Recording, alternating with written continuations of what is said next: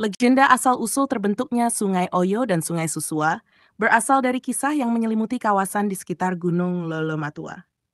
Di kaki gunung tersebut terdapat sebuah pohon besar yang menaungi sebuah mata air. Di mata air ini tinggal sepasang belut.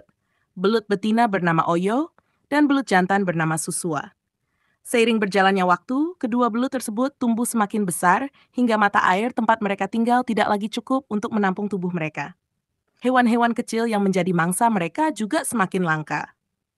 Pada suatu hari, muncul seekor ikan dari muara yang kemudian menjadi titik balik dalam kehidupan Oyo dan Susua.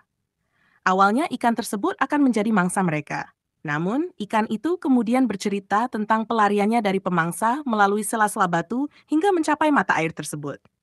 Ikan itu juga bercerita tentang laut luas di luar sana yang memiliki banyak ikan dan ruang yang cukup untuk mereka berdua.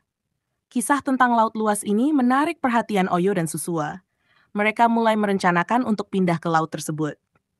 Untuk mewujudkan rencana mereka, Oyo dan Susua mengundang hujan selama 3 malam berturut-turut dengan harapan air bah akan terjadi sehingga mereka bisa meluncur keluar menuju laut.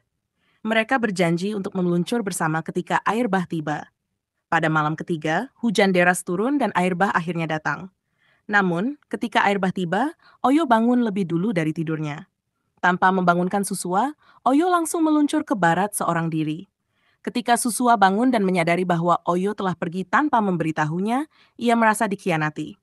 Dalam kemarahannya, Susua mengutuk Oyo bahwa ia baru akan sampai ke laut setelah 9 tahun.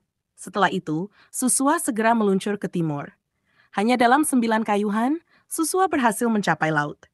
Jalur yang dilalui Susua pun ternyata jauh lebih mudah dibandingkan jalur yang harus ditempuh Oyo. Karena pengkhianatan dan kutukan tersebut, jalur yang dilalui oleh Oyo menjadi Sungai Oyo, dan jalur yang dilalui oleh Susua menjadi Sungai Susua.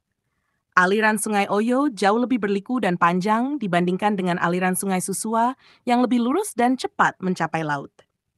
Hingga kini, kedua sungai tersebut menjadi simbol dari perjalanan dan perjuangan Oyo dan Susua menuju laut luas, mengisahkan tentang pengkhianatan, kutukan, dan perbedaan nasib di antara dua belut tersebut.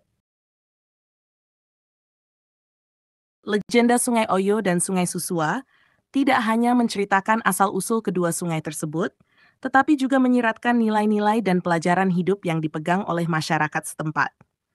Kisah ini sering digunakan sebagai pengingat akan pentingnya kesetiaan, kejujuran, dan akibat dari tindakan yang diambil tanpa memperhitungkan orang lain. Di desa-desa sekitar Gunung Lolomatua, legenda ini menjadi bagian dari cerita rakyat yang disampaikan dari generasi ke generasi. Orang-orang tua sering menceritakan kisah ini kepada anak-anak mereka sebagai bagian dari pendidikan moral. Mereka menekankan bahwa tindakan Oyo yang pergi tanpa membangunkan Susua adalah simbol dari ketidaksetiaan dan ketidakjujuran, yang pada akhirnya menyebabkan kesulitan bagi Oyo sendiri. Sebaliknya, perjalanan Susua yang cepat mencapai laut menggambarkan bagaimana kejujuran dan ketulusan bisa membawa hasil yang lebih baik dan cepat. Selain nilai moral, legenda ini juga memberikan penjelasan mengenai kondisi geografis daerah tersebut. Sungai Oyo yang berliku-liku dianggap mencerminkan perjalanan sulit dan penuh rintangan yang dialami oleh Oyo karena tindakannya.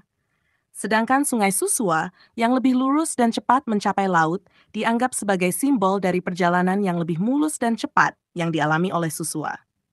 Legenda ini juga memiliki makna spiritual bagi masyarakat setempat. Oyo dan Susua dianggap sebagai makhluk yang memiliki kekuatan dan peran penting dalam menjaga keseimbangan alam di daerah tersebut. Upacara dan ritual tertentu sering dilakukan di sekitar Sungai Oyo dan Sungai Susua sebagai bentuk penghormatan dan permohonan agar kedua sungai tersebut tetap memberikan kehidupan dan kesejahteraan bagi masyarakat.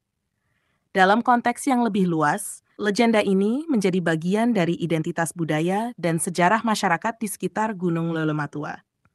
Kisah ini tidak hanya mengajarkan nilai-nilai moral, tetapi juga memperkuat rasa kebersamaan dan menghormati alam serta leluhur yang telah memberikan warisan budaya yang kaya dan bermakna.